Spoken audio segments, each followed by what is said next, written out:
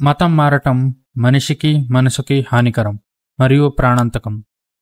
Conversion of religion is not about changing God but parents.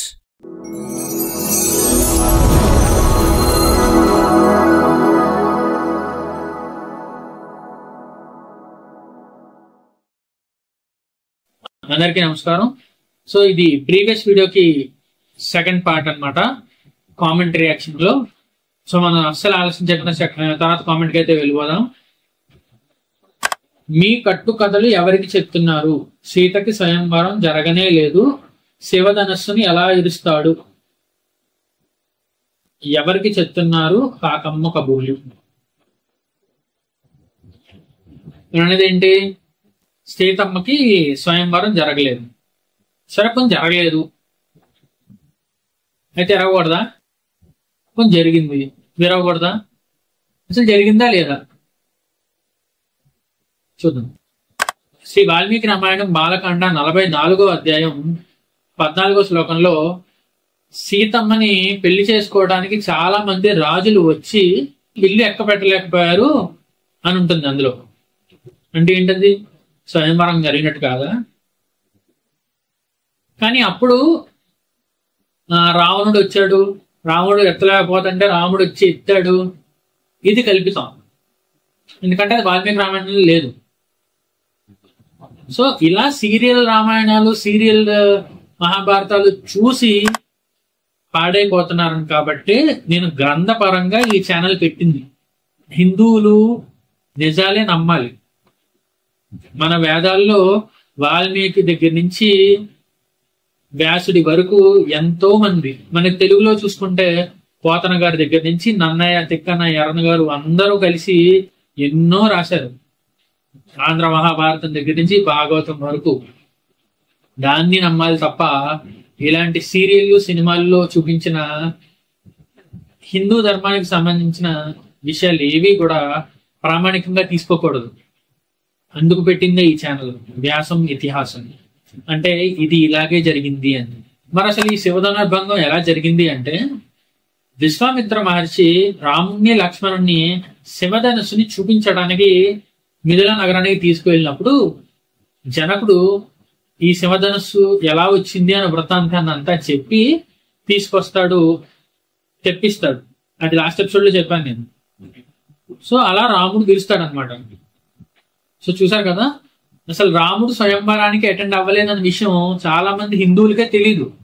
కానీ క్రైస్తవులు చాలా పట్టుదలగా ఉన్నారు. ఇప్పుడైనా బుద్ధి తెచ్చుకొని మూల గ్రంథాలు చదవండి. లేదా ఎవరైనా పెద్దలు ఉంటారు, పెద్దలు మూలాన్ని చూపిస్తూ శ్లోకం చదువుతూ భావం చదువుతారు, వాళ్ళ దగ్గర వినండి. మీరు ఖచ్చితంగా నా దగ్గరే వినాలి, నా ఛానల్కే సపోర్ట్ చేయాలి. అలాంటి కుళ్ళు బుద్ధులు నాకే ఇవ్వాలి నెల నెల అని నేను ఎక్కడా చెప్పను. అలా చెప్పేవాడు అసలు హిందువే కాదు. ఈ ఛానల్ ఎదగడానికి కొన్ని అవసరాలు ఉన్నాయి. ఆ అవసరం రీత్యా మాత్రమే నేను అడుగుతున్నాను. నెక్స్ట్ కామెంట్ చూసుకుంటే, చాకలివాడి మాట విని సొంత భార్యని అనుమానించి అగ్ని ప్రవేశం చేయించిన రాముడు గొప్ప, లేదంటే నిన్ను వలే నీ పొరుగు వారిని ప్రేమించు అని చెప్పిన యేసు గొప్పనో చూసుకో. రామచంద్ర, అసలు ఆ కామెంట్ ఇంకోసారి చదవండి. చాకలి వాడి మాట విని సొంత భార్యను అనుమానించి అగ్ని ప్రవేశం చేయించిన రాముడు అన్నావు. రాముడు అసలు నువ్వు ఎక్కడ చదివారా? చాకలివాడు ఎక్కడ? అగ్ని ప్రవేశం జరిగింది లంకలో. చాకలివాడు ఎక్కడ ఉన్నాడు?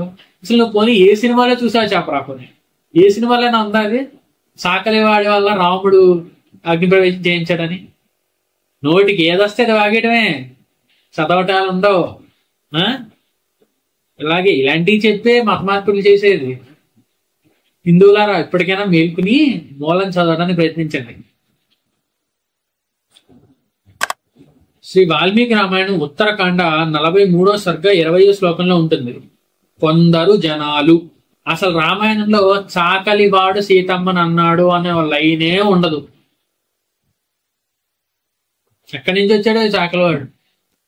ఎవరు చెప్పారు? అసలు రామాయణంలో చాకలివాడు సీతమ్మని నిందేశాడు అన్న మాట బూటకం అసలు లేదే లేదు. 20 శ్లోకంలో జనాలు సీతమ్మని ఇలా అన్నారు, లేదా రాముడిని ఇలా అన్నారు అని భద్రుడు రాముడికి చెప్తాడనమాట. భద్రుడు అంటే ఒక గూఢాచారి వ్యవస్థకి ఒక హెడ్ లాంటి అతను.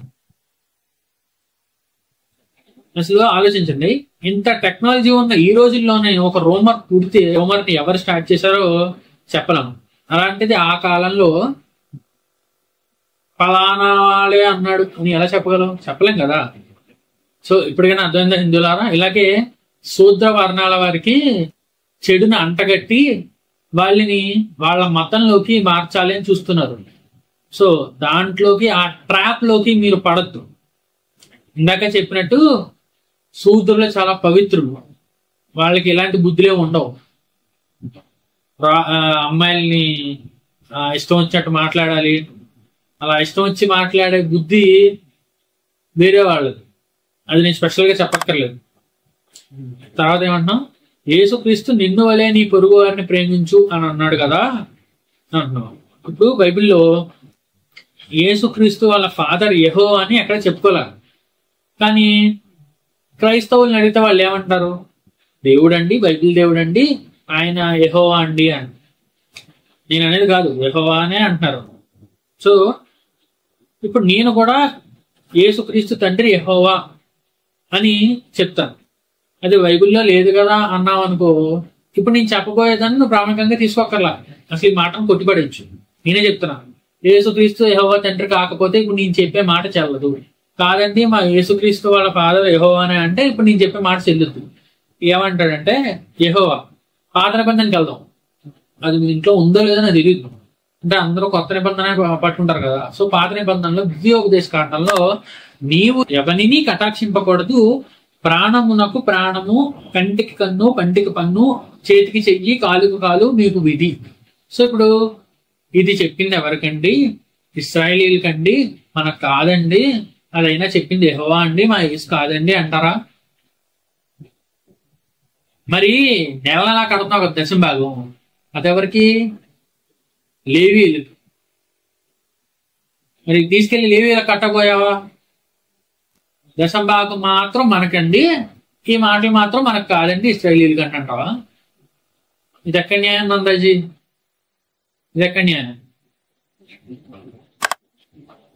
నెక్స్ట్ కామెంట్ చూసుకుంటే Varadhi Shekhar, super bro, good comparison.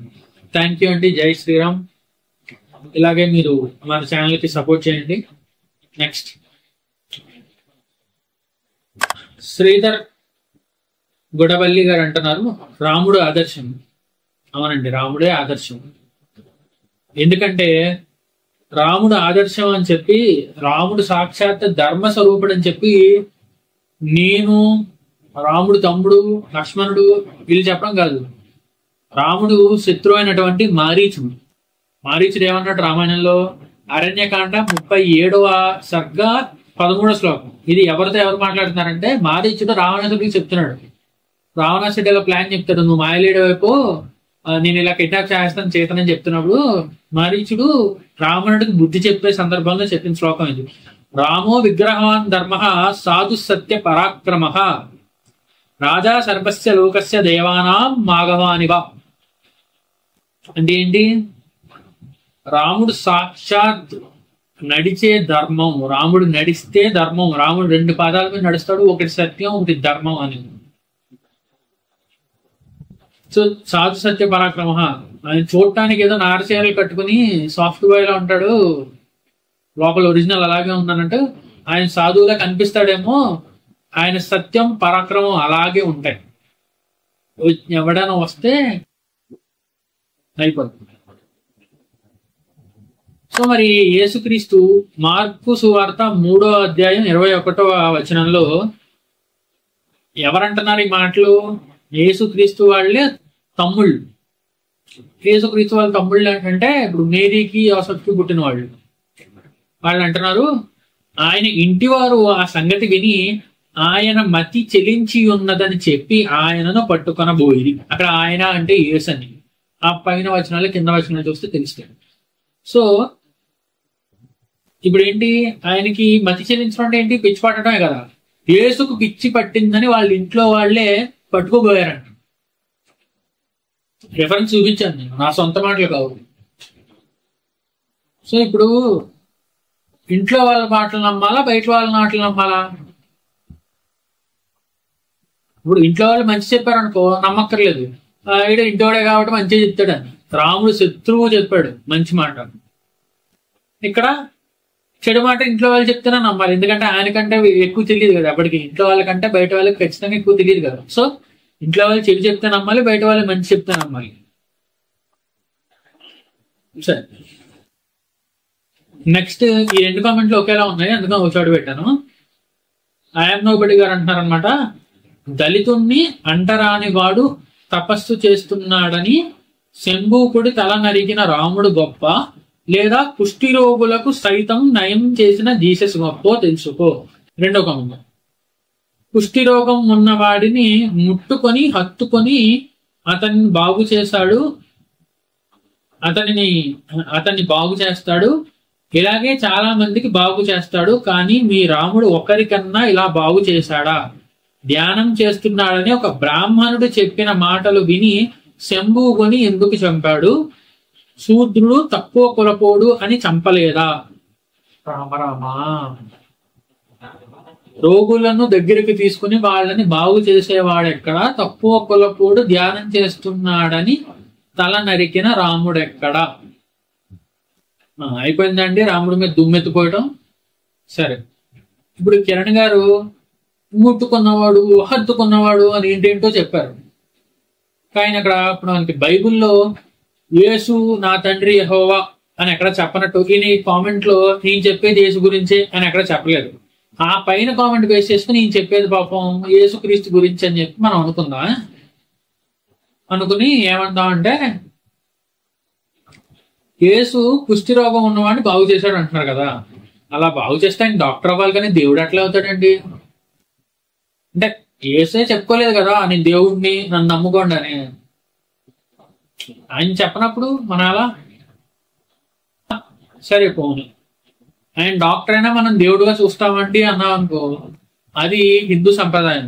వైద్యో నారాయణో హరి అన్నది హిందువుల మాట. దాన్ని పట్టుకుంటారా? మరి దాన్ని ఆదర్శంగా తీసుకుంటారా? దాన్ని పాటిస్తారా?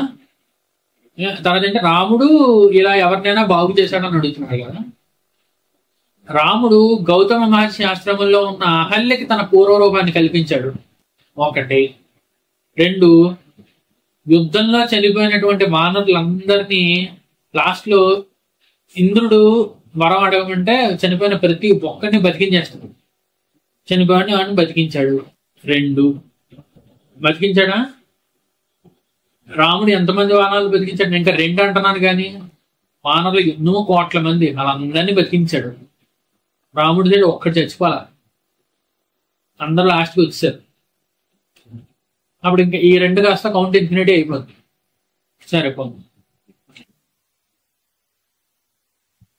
తర్వాత ఏంటంటో మాట్లాడుతున్నారు. దళితుడు అంటరాని వాడు అని తపస్సు చేస్తున్న శంభుకుని చంపాడా? ఇది కూడా బ్రాహ్మడు చెప్తే చంపాడా? ఈ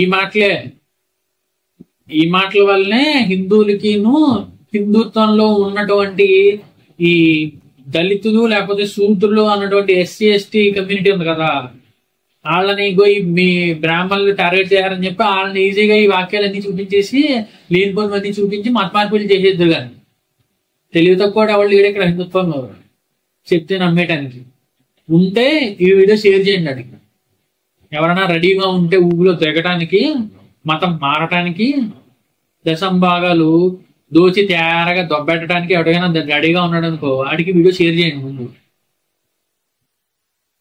అసలు దళిత అన్న పదం హిందూ వాంగ్మయంలో ఎక్కడా లేదు. చూపించు. పలానా వేదంలో ఉంది, లేదా పలానా పురాణంలో ఉంది, లేదంటే రామాయణ భారత భాగవతాది గ్రంథాల్లో ఇతిహాసాల్లో దళితుడు అన్న పదాన్ని చూపించరా? నీకు దమ్ము ధైర్యం చూపించరా? అసలు దళితుడు అనే పదమే లేదు. తర్వాత వచ్చాయి అవన్నీ. సరే, ఇంకా తక్కువ కులపోడు, ఇంకా దళితుడు అన్న పదమే లేనప్పుడు కులం అన్న పదం ఎక్కడి నుంచి వచ్చింది? ఇందాకనే చెప్పినట్టు 4 వర్ణాలు ఉన్నాయి. బ్రాహ్మణ, క్షత్రియ, వైశ్య, శూద్ర వర్ణాలు. ఇందాకనే చెప్పాను కదా. పదాభ్యాం శూద్రో అజాయతే, అంటే శూద్రుడు విష్ణుమూర్తి పాదముల నుంచి వచ్చారు అని. శంభూకుడు శూద్రుడు, దళితుడు, తక్కువ కలపోడు అంటరాని వాడు. అసలు అంటరానితనం లేదురా ఉందా? అంటరానితనం అనేది రామాయణంలోనే కాదు, ఎక్కడా లేదు. ఎలా చెప్పగలవు బ్రో అన్నావు అనుకో, గుహుడు ఎవరంట? నిషాదుడు, అంటే ఒక వేటగాడు లేదా పడవ నడిపేవాడు, చేపలు పట్టేవాడు అని. ఆయన రాముడు హత్తుకుంటాడు, గుండెలకి కౌగిలించుకుంటాడు. రాముడు ఎవరు? రాజు, క్షత్రియుడు. అంటరాని తను చూపించాడా? తర్వాత శబరి, ఆ మహాతల్లి ఎవరు మరి? ట్రైబల్.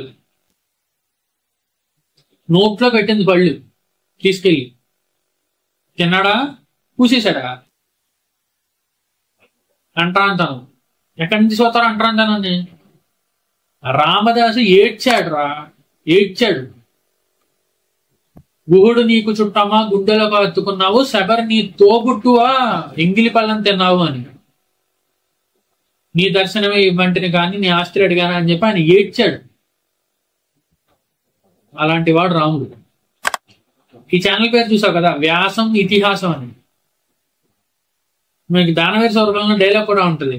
మా తాత వ్యాసుని పరాశరుడు చండాలాంగన యందు కనలేదా అని. చండాలాంగన అంటే చండాలుడు అంటే కూడా ఈ కాటి కాపరి శూద్రవంశంలో ఒక ఇది. ఇప్పుడు కమ్మది, కుమ్మరి ఎలాగో ఈ సర్వీస్ ప్రొవైడర్స్, చండాలుడు అంటే మాంసం కొట్టేవాడు లేకపోతే కాటి కాపరి వృత్తి. ఈ కలయబరాలతో డీల్ చేసే వాళ్ళని చండాలుడు అంటారు. సో ఈ చండాలుడు ఈ బోట్ నడిపేటువంటి దాసరాజు కుమార్తె అయిన సత్యవతి, అంటే చేపలు పట్టే, అవి కూడా చేపలు అంటే కలయబరాలే కదా, శవాలే కదా. సో చండాలాంగనంది ఎవరు పుట్టారు? మా తాత వ్యాసుని కనలేదా అని అడుగుతాడు. సాక్షాత్ వేద విభజన చేసిన వ్యాసుడు పరాశర మహర్షికిను ఈ చండాలాంగనందు సత్యవతికి జన్మించాడు. అప్పుడు అంటరాంతనం కనబడలేదా? ఎక్కడా ఉండదు అంటరాంతనం. ఇంకా చెప్పాలంటే నీవేదో రాముడు బ్రాహ్మణుల మాటిని అన్ని చేసేస్తాడు అంటున్నావు. అసలు రాముడు చంపిందే బ్రాహ్మణుడిని. బ్రహ్మవంశంలో వచ్చిన రావణాసురుడు, ఆయన అందుకే రావణ బ్రహ్మ అంటారు. రావణ బ్రహ్మని చంపింది రాముడు. రాముడు చంపిందే ఒక బ్రాహ్మణుడిని. నెక్స్ట్ మా గురువు గారు జగద్గురుల ఆదిశంకరాచార్యులు ఇందాకనే చెప్పాను నేను. చండాలోస్తు సతుద్విజోస్తు గురురిత్యేషా మనీషా మమ అని. శివుడు చండాలుడుగా వస్తే ఆయన కాళ్ళు పట్టుకుని కాశీలో నమస్కరించి మనీషా పంచకం చదివాడు ఆయన. జాగ్రత్త స్వప్న సుస్ఫుటతరా వ్యాసం విజృంభతే చండాలోస్తు సతుద్విజోస్తు గురురిత్యేషా మనీషా మమ అని. ఎక్కడుందిరా అంటరాంతనం? కొడకల్లారా, లేనిపోనివన్నీ చెప్పి ఇలా అంటరాంతనం వచ్చింది, మీ హిందువుల్లో ఉంది, అది ఉంది, ఇది ఉంది అని చెప్పి మత మార్పిడి చేసేటానికి మీకు బాగా దొరికింది ఒక్కొక్కటేను. లేనిపోనివన్నీ అంటగట్టి ఈ చైతన్యం తెప్పించడానికి ఛానల్ పెట్టింది. అసలు జరిగింది ఏంటో, రాముడు చందూకుడిని ఎందుకు చంపాడు? శూద్రుడైన చందూకుడిని రాముడు చంపలేదని నేను ఎక్కడ చెప్పట్లే. రాముడు శూద్రుడైన చందూకుడిని చంపాడు. ఎందుకు చంపాడు? రావణాసుడిని ఎందుకు చంపాడు? అందుకే చంపాడు. రావణాసుడు బ్రాహ్మణుడు అయి ఉండి కూడా, శివభక్తుడు అయి ఉండి కూడా ధర్మం తప్పాడు, రాముడు వేశాడు. అలాగే ఇక్కడ కూడా శంభూకుడు ధర్మం తప్పాడు. ఏంటా ధర్మం అంటే, ఏంటా తప్పిన ధర్మం అంటే ఏం జరిగింది అంటే, రాముడు దగ్గరికి ఒకరోజు ఒక బ్రాహ్మణుడు వచ్చి మా అబ్బాయి అకాల మరణం చెందాడు అని చెప్తాడు. సో దానికి కారణం ఏంటో కనిపెట్టాలి అని అన్నప్పుడు రాముడు మొత్తం ఎంక్వైరీ చేస్తే ఇలాగా ఒక శూద్రుడైన శంభూకుడు తలకిందులుగా తపస్సు చేస్తున్నాడు, ఎందుకంటే తను సశరీరంగా స్వర్గానికి వెళ్ళడానికి అని. అలా సశరీరంగా స్వర్గానికి ఎవరిని పంపరు, అది ధర్మ విరుద్ధం. సో అందుకని రాముడు శంభూకుడి దగ్గరికి వెళ్ళి అడుగుతాడు. ఇదంతా ఉత్తరాఖండ 74, 75 స్వర్గాల్లో ఉంటుంది మొత్తం. సో అప్పుడు శంభూకుడి దగ్గరికి వెళ్తే శంభూకుడు చెప్తాడనమాట, ఇలా నేను శూద్రుణ్ణి సశరీరంగా స్వర్గానికి వెళ్ళదలుచుకున్నాను అని. వెంటనే రాముడు కత్తి తీసి తన తల నరికేస్తాడు. అలా నరికేస్తే అప్పుడు దేవతలు వచ్చి చెప్తారు, రామా నువ్వు చేసిన పని చాలా సరైన పని, నువ్వు రాజువు కాబట్టి రాజదండనకి గురైన వాడు ఖచ్చితంగా స్వర్గానికే వెళ్తాడు. సో వాడు తపస్సు చేసినా వెళ్ళలేకపోయిన స్వర్గాన్ని నువ్వు నీ కత్తి మహిమ చేత కల్పించావు అని, రాజదండన చేత కల్పించావు అని. రాముడికి ఇంత తెలియక చంపాడు అనుకుంటున్నారా, శూద్రుడని చంపాడు అనుకుంటున్నారా? సో సశరీరంగా స్వర్గానికి వెళ్ళటం రాముడి వంశంలో ఉన్న త్రిశంకుకే సాధ్యం కాలేదు. అది సంగతి. ఇంకోటి నాకు ఇప్పుడు గుర్తొచ్చింది ఏంటిది, రాముడు కుష్టి రోగుల్ని నయం చేశాడా ఎవరినైనా అని అడిగావు కదా. అసలు రామరాజ్యంలో కుష్టి రోగం అనే మాటే లేదు, అసలు ఏ రోగము లేదు. జనాలందరూ సుఖశాంతులతో ఆరోగ్య ఐశ్వర్యాలతో తొలతూగేవారు. అది రాముడి పాలన అంటే, అది రామరాజ్యం అంటే. మనందరం అనుకుంటామే prevention is better than cure. అది రాముడు ఎప్పుడో త్రేతాయుగంలోనే నిరూపించాడు. అది వచ్చాక వైద్యం చేయడం గొప్ప, రాకుండా పాలించడం గొప్ప. అది మా రామచంద్రమూర్తి గుణం, సమర్థత. యాజ్ ఇట్ ఈస్ ఇందాక చెప్తున్నట్టే రాముడు క్షత్రియుడు ఈ శూద్రుడైన శంభుకుని చంపాడు. ఈ ఒక్క ముక్క చెప్పి మతం మార్చడానికి ప్రయత్నిస్తారు. సో ఎవ్వరూ నిజాలు తెలియకుండా ఆ ఊబిలో దిగద్దు. ఇలాంటి విషయాలు మీకు తెలియాలంటే ఈ ఛానల్ సబ్స్క్రైబ్ చేసుకోండి. చేసుకుంటే ఇంక చెప్తాను, ఉన్నాను కదా నేను ఇక్కడ. అది నెక్స్ట్ కామెంట్ శ్రీధర్ గొడవల్లి గారు మళ్ళీ అంటున్నారు, గొర్రెలకు ఎంత చెప్పినా అర్థం కాదు. ఏంటి బ్రో అంత మాట అన్నావు? ఇంతసేపు చెప్పాను కదా, అర్థం అవుతుందిలే. వాళ్ళకు కూడా భగవంతుడు కొంత బుర్రలో బుద్ధి ఇచ్చాడు కదా, అది వాడతారు. ఒకసారి కాకపోయినా ఒక్కసారైనా వాడతారు అని మనం ఆశిస్తాం. ఆశించడంలో తప్పలేదు కదా, మనది ధర్మబద్ధమైన కోరిక కదా, ఆ భగవంతుడు తీరుస్తాడులే. నెక్స్ట్ మనం 2 కామెంట్లు చూద్దాం ఈసారి. రాజేంద్ర రాజ్ అంటున్నారు, జూదం ఆడినవాడు అని ఒక లాఫింగ్ ఎమోజీ, అడవికి పంపినవాడు అని ఒక లాఫింగ్ ఎమోజీ, రావణాసురుడు ఎత్తుకుపోతే ఏం చెయ్యలేని వాడు అని 2 లాఫింగ్ ఎమోజీలు పెడుతున్నారు. ఈ పాపం నీ దగ్గర సబ్జెక్ట్ లేదురా అబ్బి సుల్లాపై, నా దగ్గర సబ్జెక్ట్ లేదంట పాపం. సరే నా దగ్గర సబ్జెక్ట్ ఉందా లేదా తర్వాత చూద్దాం. ఏంటది తర్వాత సమ్మి గిరాజ ఆవిడ ఆయన దాన్ని ఎలా చదవాలో ఆవిడ అప్పుడు ఆయన ఏదో ఒకటి దట్ పర్సన్ అంటున్నారు, ఆ వ్యక్తి అంటున్నారు, ఏంటి ఎవరు ఆదర్శం ఎలాగైతే పెళ్లి చేసుకునే భార్యను అనుమానించటం, కడుపుతో ఉన్న భార్యని అడవులకు తీసుకువెళ్లి వదిలేయటం, ఇది దేవుడి లక్షణమా? రాముడి కంటే చాలా బాగా బ్రతికి చూపించిన మనుషులు ఎంతో మంది ఉన్నారు. సరే సెకండ్ కామెంట్ కి వెళ్దాం. ముందు ఫస్ట్ కామెంట్ ఏమంటారు, ఈయన కూడా బైబుల్లో నా తండ్రి యెహోవా అని యేసు ఎక్కడ చెప్పనట్టు ఈయన రాముడు అన్న పదం ఎక్కడ వాడలేదు కామెంట్ లో. సో మనం రాముడు అని అనుకుందాం, ఎందుకంటే ఈ టాపిక్ రాముడి గురించి యేసు గురించే కాబట్టి వీడియో టాపిక్. సరిపోను. అసలు ఫస్ట్ రాజేంద్ర రాజు గారు ఈ కామెంట్ లో ఎవరి గురించి మాట్లాడతారో నాకు అసలు క్లారిటీ అర్థం కాలేదు. ఎందుకంటే జోదం ఆడినవాడు అంటాడేంటి? జోదం రాముడు ఆడాడా, ధర్మరాజు ఆడాడా? అసలు మహాభారతాన్ని రామాయణాన్ని ఎందుకు వెళ్తున్నాడు ఈయన? నాకు అర్థం కాలేదు, మైండ్ పోయింది నాకు. ఇలాగే ఆడెవడో చెప్పాడు, ఈడెవడో చెప్పాడు, సీరియల్ సినిమాలు చూసి చెడిపోతే ఇలాగే తయారవుతారు. ఇలా ఏ హిందువు అవ్వకూడదని నేను ఈ ఛానల్ పెట్టింది. సరే పోనీ వెళ్దాం. సరే పోనీ ఆ విషయాన్ని జోదం ఆడినవాడు అన్న విషయాన్ని అది ఎలాగా నేను డిస్ప్రూవ్ చేశాను కాబట్టి 2వ వాటికి వెళ్దాం. ఏంటి, అడవికి పంపిన వాడు రావణాసురుడు ఎత్తుకుపోతుంటే ఏం చేయలేనివాడు. సో మనం అడవికి పంపిన వాడు అన్న విషయం గురించి 2వ కామెంట్ లో మాట్లాడదాం. ఆవిడ దాని గురించి చెప్పినట్టుంది. సో ఇప్పుడంటే రావణాసుడు ఎత్తుకుపోతుంటే ఏం చేయలేని వాడు కదా, 2 రాకింగ్ వదిలి పెట్టాడు కదా. మరి ఇప్పుడు రావణాసురుడిని ఎవరు చంపాడరా?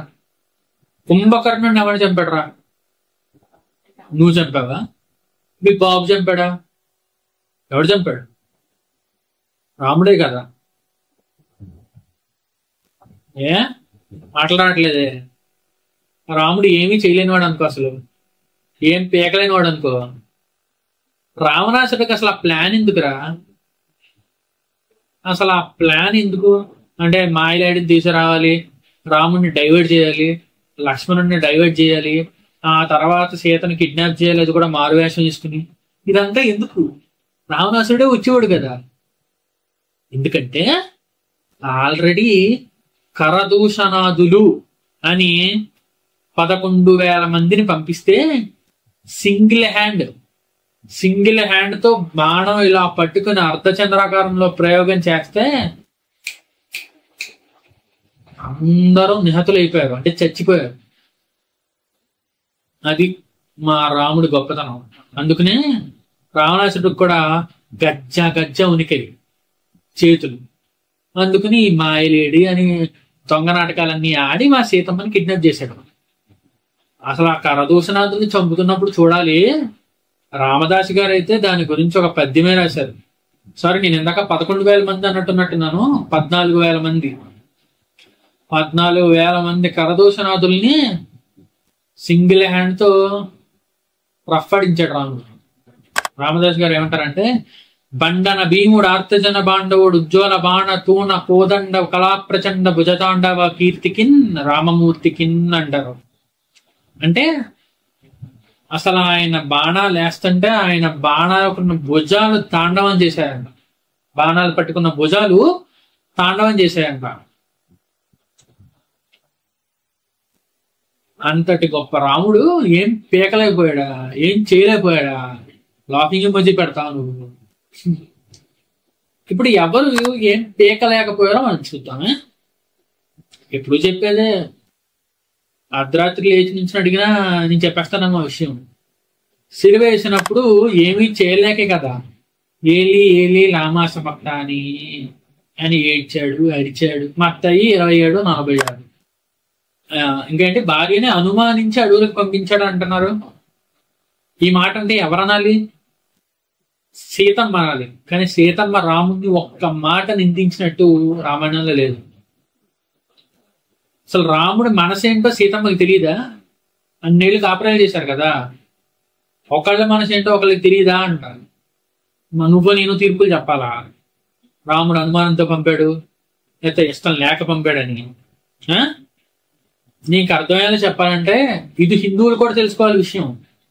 రాముడు సీతమ్మని ఎందుకు అడవులకు పంపాడంటే, ఆడెవడో అన్నాడు, ఇందాక అడవడో అన్నాడు చూసారా, చాకలివాడు అన్నాడు. అని చాకలివాడు లేదు, ఇది లేదు, అదొక కారణం అంతే.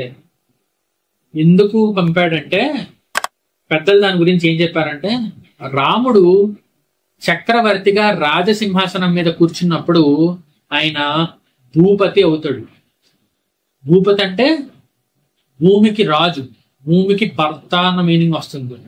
ఇప్పుడు సీతాపతి అంటే రాముడు అయినట్టు భూపతి అంటే రాజు.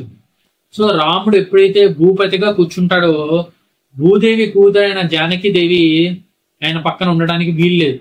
అందుకనే ఎప్పుడైతే రాముడు చక్రవర్తిగా ఊంచుకుంటాడో ఆయన చేసిన మొట్టమొదటి సంతకం సీతా పరిత్యాగం. ఇప్పుడు అర్థమైందా రాముడు ఎందుకు సీతమ్మని పరిత్యాగం చేయాల్సి వచ్చిందో? సీతా పరిత్యాగానికి కారణం అది. రాముడు ఇష్టం లేక వదిలేశాడు, లేదంటే అనుమానించి వదిలేశాడు అని పిచ్చ కారణాలు సీతమ్మ ఏం అనలేదు రాముడిని. ఇంకోసారి రాముడి గురించి మాట్లాడేటప్పుడు నోరు అదుపులో పెట్టుకుని మాట్లాడాడు. నాకు తిట్టడానికి కూతురు కూడా రావట్లేదు, అంతేగాని అనుమానం లేదు, ఆకే బద్దా లేదు. తర్వాత అంటే రాముడి కంటే బాగా బతికి చూపించిన మనుషులు చాలా మంది ఉన్నారా? ఎవరున్నారమ్మా? ఎవరున్నారు? ఎవరున్నారు చెప్పు. ఒక్కటి పేరు చెప్పు, ఒక్కటి చెప్పండి. చూడు వైవహర్ష, ఒక్కటి చెప్పు. ఎవడున్నాడు? రాజ్యం ఇస్తానని చెప్పి తమ్ముడు అంటే నాకు వద్దు, నాన్న మాటే ఆదర్శం, నాన్న పోయినా సరే నాన్న మాటకు కట్టుబడతానని చెప్పి 14 ఏళ్ళు అడవిలో ఉంటే అమ్మన పోగొట్టుకుని మళ్ళీ తిరిగి తెచ్చుకుని వచ్చి కూర్చున్నా కూడా ఇందాక చెప్పినట్టు మళ్ళీ సీతా పరిత్యాగం చేయాల్సి వచ్చింది రాముడు. ఇన్ని కష్టాలు ఎవడైనా పడతాడరా? ఇన్ని కష్టాలు నేనేదో కట్టె గుడ్డ తెచ్చిన 3 వాక్యాలు చెప్పాను కానీ దశవర్ష సహస్రాన్ని దశవర్ష తతానిచ మా రాముడు నరకం అనుభవించాడు. మనందరికీ మనిషి గొప్పతనం చెప్పడానికి, రావణ చెప్పడానికి. ఇది రాముడు అంటే. ఎవడు బాగా బతికాడు చెప్పు. నెక్స్ట్ మళ్ళీ కిరణ్ గారు అంటున్నారు, చనిపోయిన వారిని కూడా లేపిన యేసు ఎక్కడ? నైరు నదిలో దూకి ఆత్మహత్య చేసుకున్న రాముడు ఎక్కడ? వాలిని దొంగచాటున నుండి చంపిన రాముడు ఎక్కడ? చనిపోయి మూడు సమాధిలో చనిపోయిన మూడు సమాధి ఏంటి? 3 సమాధిలో ఉన్న అంటే 3 రోజులు 3 రోజులు సమాధిలో ఉన్న లాజర్ని లేపిన యేసు ఎక్కడ? ఆ తర్వాత నెక్స్ట్ దీనికి సిమిలర్ గా కామెంట్ పెట్టాను. పిరికివాడిలా సరియు నదిలో దూకి ఆత్మహత్య చేసుకున్న రాముడు గొప్ప, సిలువ వేస్తారని తెలిసి కూడా లేఖనం పూర్తవ్వాలని మానవ పాపాలు మోసి చిత్రహింస అయిన చావును చూసి చావుని గెలిచి 3వ రోజు లేచిన జీసస్ గొప్పన. కిరణ్ గారు ఏంటి, నైరు నది, అది నైరు కాదు నైలు కాదు, నైలు అన్న పదం లేదు అసలు. నైలు ఆఫ్రికాలో ఉంది, ఈయన ఇండియా వాడు. సో సరయు నది. ఆ తర్వాత చెప్పిన ఆయన ఎవరో బాగా చెప్పాడు. సో ఇప్పుడు బాగా చెప్పడం అంటే నది పేరు బాగా చెప్పాడు అని, ఆయన ఏమి సూసైడ్ గట్రాలు కాదు. సరే ఏంటి, చనిపోయిన వారిని లేపిన యేసు గురించి రాముడు వానరుల్ని బ్రాహ్మణ బాలుని ఎలా బతికించడం మనం ఇందాక చూసేసాం. సో ఇప్పుడు నెక్స్ట్ టాపిక్ ఏంటంటే, వాళ్ళని దొంగచాటుగా చంపాడు శ్రీరాముడు. రాముడే చెప్తాడు కిష్కింధకాండలో 18వ అధ్యాయం 41 శ్లోకంలో, జంతువులను రాజు వేటాడవచ్చును, జంతువు ఏమరపాటుగా ఉన్నప్పుడు అంటే మంచినీళ్ళు తాగుతున్నప్పుడు లేకపోతే అటేటో చూస్తున్నప్పుడు పడుకుంటున్నప్పుడు ఎలా ఉన్నా కూడా వేటాడచ్చు. అది రాజుకున్న ధర్మం. అది వాలి కూడా ఒప్పుకుంటాడు. అసలు వాలే రామ బాణం తగిలాక బతికాడంటే ఎంత బలవంతుడు చూడు. అలాంటి వాలే అదేంటి రాముడితో వాదిస్తాడు, ఇలా కరెక్టా అలా కరెక్టా, అసలు నా దగ్గరగా వచ్చేయచ్చు కదా, మీ భార్యని నేనే తీసుకొచ్చి పెడతాను, నీకు తెలియదా రావణాసురుడు నేను ఎన్నిసార్లు ఓడించాను అని. రాముడికి ధర్మం ఇంపార్టెంట్, బలవంతుడా బలహీనుడా అని కాదు. తర్వాత ఇప్పుడు బాలి కొడుకు అంగదుడు ఏమన్నా మా నాన్న చంపావు కాబట్టి నేను చంపేస్తానని ఏమన్నా పగబట్టిడా? అసలు రాముడిని నమ్మి అంగదుడిని ఎన్ని సాహసాలు చేశాడో లాస్ట్ ఎపిసోడ్ లో చెప్పాను నేను. వాళ్ళిద్దరికే లేనప్పుడు నీకు నాకు ఎందుకు చెప్పు.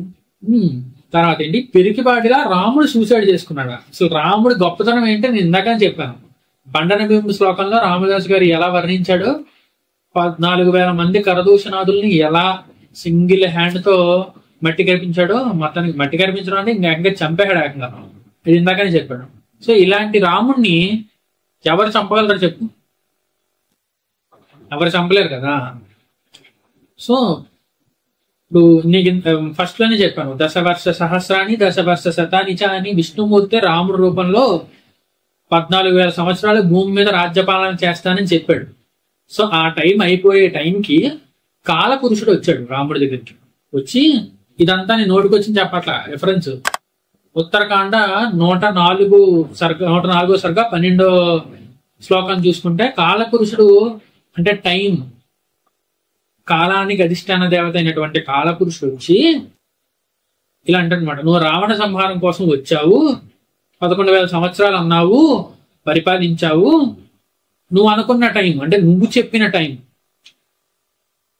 అంటాం కదా, కాలోహి భవాన్ విష్ణువు అని, అంటే కాలమే విష్ణుమూర్తి. సో నువ్వు పెట్టుకున్న టైం అయిపోవచ్చిందని ఒకసారి రిమైండ్ చేయడానికి వచ్చాను. కాదు నేను ఇంకా ఉంటాను, ఈ భూమి మీద పరిపాలన ఇంకా చేస్తానంటావా? ఈ జనాలు ఎంత అదృష్టవంతులో కదా, ఉండు వెళ్ళిపోతానంటే వచ్చేస్తానంటే నీ శాశ్వత వైకుంఠానికి వెళ్ళిపోదురు గాని అని చెప్తాడు.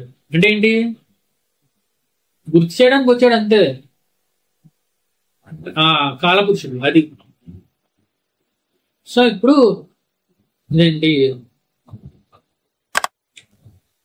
ఇప్పుడు రాముడు వైకుంఠానికి వెళ్ళాలి. వైకుంఠానికి వెళ్ళాలంటే ఆ శరీరం విడవాలి, లేదంటే సశరీరంతో వెళ్ళాలి కదా. సో అసలు రాముణ్ణి చంపే మగాడు గాని ఆయుధం గాని భూమి మీద లేవు.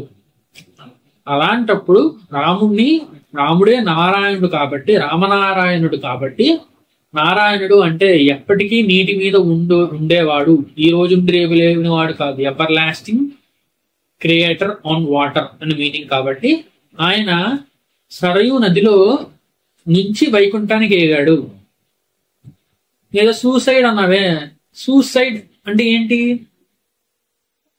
శవం దొరికితే అది పోస్ట్ మార్టం చేసి హత్య చేసి నీటిలో పడేశారా, లేదా నీటిలో దూకడం వల్ల ప్రాణం పోయిందని చెప్పాలి. శవం ఏదిరా? శవం లేదు. రాముడు శవం లేనప్పుడు దాన్ని సూసైడ్ అని అలా చెప్తావు? ఉందా? పనిచేస్తుందా?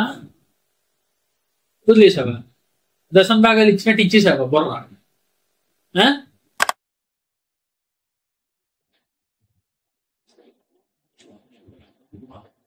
ఇంకేంటి, యేసుక్రీస్తు దగ్గరికి వెళ్తే మన పాపాలు మోసాడు అంటున్నావు కదా, అసలు ఆయన సిలువనే మొయ్యలేకపోయాడు అని చెప్పి Simon from siren last year లో చెప్పాను కదా, ఆయన మొయ్యమంటున్నారు కదా. ఆయన మోసాడు పాపం కాసేపు. కాదంటావా? పోనీ చెప్పు, బైబిల్లో ఉన్నదే చెప్పాను నేను. నెక్స్ట్ కామెంట్ ఏంటంటే, సబ్స్క్రైబర్ బ్రో జై శ్రీరామ్. థ్యాంక్ యూ అండి, జై శ్రీరామ్. తర్వాత ఆంజనేయ స్వామి ప్రసన్నం గారు అంటున్నారు, శ్రీరామచంద్ర ప్రభు సాక్షాత్ చిదానంద పరబ్రహ్మ. అవును, జై శ్రీరామచంద్ర పరబ్రహ్మణే నమః, నమో నమః. తర్వాత గొర్రెలారా, మీ మతం పుట్టిన చోటనే అడ్రస్ లేదంట, ఇక్కడ వచ్చి ఎర్రప్ప లాంటి వారిని మారిస్తే భయపడతాం అనుకుంటివా? మా శక్తి చూపించే టైం వస్తుంది. పాపం ఈయన మంచి ఫ్రస్ట్రేషన్ మీద ఉన్నట్టున్నాడు. ఆయన చెప్పింది పాయింటే. ఎందుకంటే యేసు వాళ్ళ వంశంలో, అంటే వంశం అంటే అక్కడ యూదులు జ్యూస్. సో యూదుల వంశంలో పుట్టిన యేసుని వాళ్ళే నమ్మలేదు కదా, సిలువ వేసి చంపేశారు కదా. సో ఇప్పుడు ఆ పుట్టిన చోటే మీకు ఇది లేదు కదా, ఏంటి అడ్రస్ లేదంట కదా. అంటే అక్కడ ఇజ్రాయెల్లో ఎవరు యేసుని నమ్మరు. ఎవరు నమ్మరు అంటే 1% 2% క్రిస్టియానిటీ ఉంది కదా బ్రో అంటావు. నేను మెజారిటీ చెప్తున్నాను. సో మెజారిటీ అందరూ యూదులే ఉంటారు. ఇప్పటికీ వాళ్ళ రక్షకుడి కోసం ఎదురు చూస్తూనే ఉంటారు. వాళ్ళంటే నాకు చాలా గౌరవం ఉంది. సో వాళ్ళు నిజమైన యూదులు. సో వాళ్ళే నమ్మలేదు కదా. ఇప్పుడు ఏంటి, ఈయన ఎర్రప్ప అని ఒక పేరు వాడాడు. సో ఆయన ఎవరి గురించి మాట్లాడారు మీ అందరికీ తెలుసు కదా, కోయ్ కోండి కోయ్. సో ఆయన గురించి మాట్లాడాడు అనమాట. సో ఆయనని అలాంటి వాళ్ళని మతం మారిస్తే మేము భయపడతాం అనుకుంటున్నారా అని అంటున్నారు. మీరు చెప్పండి, మనం భయపడతామా? సో ఈ వీడియోకి అయితే ఇంతే గైస్. ఇందాక చెప్పినట్టు మన హిందువుల్లో ఆధ్యాత్మిక చైతన్యాన్ని పెంపొందించడానికి నేను ఈ ఛానల్ ద్వారా నా వంతు ప్రయత్నం నేను చేస్తాను. దానికి మీ సహాయ సహకారాలు చాలా అవసరం. జై శ్రీరామ్, జై హింద్. ఓ హిందువా, నిన్నే నీ ఫేవరెట్ హీరో సినిమా అయితే టికెట్ 200ది 500 కట్టి కూడా చూస్తావుగా. నీ దేవుడి గురించి, నీ రాముడు, నీ శివుడు, నీ ధర్మం గురించి చెప్తే సపోర్ట్ చేయకుండా వెళ్ళిపోతున్నావేంటి? నీ హీరోకి ఇచ్చిన విలువ కూడా నీ ధర్మానికి ఇవ్వవా? ఒక్కటి గుర్తుపెట్టుకో, నువ్విచ్చే ప్రతి రూపాయి నీ దేవుణ్ణి తిట్టేవాడిని కొట్టే చెప్పు దెబ్బ. నువ్విచ్చే ధనం మన ధర్మానికి ఇంధనం. జై శ్రీరామ్, జై హింద్. చూసారంటే మీకు వీడియో ఖచ్చితంగా నచ్చే ఉంటుంది. సో దీంతో పాటు ఈ 2 వీడియోలు కూడా చూడటానికి ప్రయత్నం చేయండి, మీకు ఖచ్చితంగా నచ్చుతాయి.